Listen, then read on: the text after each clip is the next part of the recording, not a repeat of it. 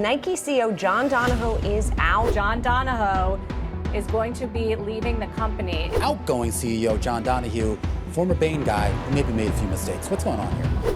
When John Donahoe took the reins as Nike's CEO in January 2020, the world was navigating a pandemic and businesses across the globe were forced to pivot rapidly. Now, as we reflect on his nearly 5-year tenure, it's clear that Donahoe's time at helm has been marked by a series of challenges, strategic missteps, and ultimately a significant reshuffling at the top. During his tenure, Donahoe earned an eye-watering $104 million in total compensation from Nike. This includes $83.6 million from salary, bonuses, and shares, an extraordinary sum that raised eyebrows given Nike's performance during this period. His compensation package also included $35 million in equity awards, which was meant to compensate for what he forfeited when leaving his previous role at Bain & Company. But while Donahoe was being handsomely rewarded, Nike's fortunes were on a different trajectory. The company lost nearly $40 billion in market value under his leadership, leaving investors and industry analysts concerned about the direction of the brand. Nike's biggest crisis came in June 2024 when, following a disappointing earnings call,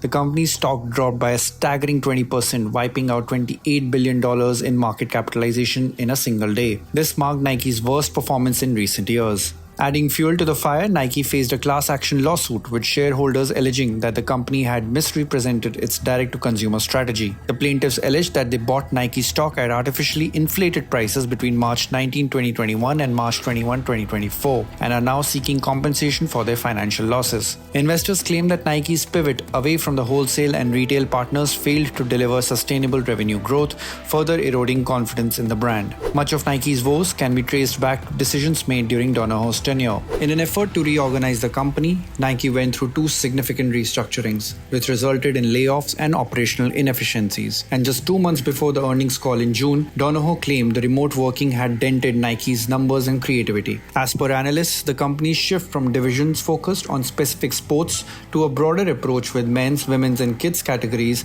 also disrupted its internal focus. Nike's decision to disengage from key wholesale partners further backfired. Additionally, Nike's reliance on classic models like Air Jordan 1, while iconic, left the brand looking stagnant in the face of fierce competition and changing consumer preferences. In light of these challenges, Nike has decided to bring back veteran Elliott, a trusted figure within the company, to replace Donahoe as CEO. Hill, who previously served as the president of consumer and marketplace operations, retired in 2020, but is now being called upon to steer Nike through this turbulent period. Hill's return signals Nike's intention to refocus on its core strategies and restore stability to the brand. As Donahoe prepares to step down, Nike faces a daunting road ahead. Its financial struggles, coupled with increased competition from brands like Adidas, Hoka, and New Balance, have left the company in a precarious position. But with Hill's return and a renewed focus on innovation, Nike is determined to reclaim its position as a leader in the global sportswear market. For more such news, keep watching Live Mint.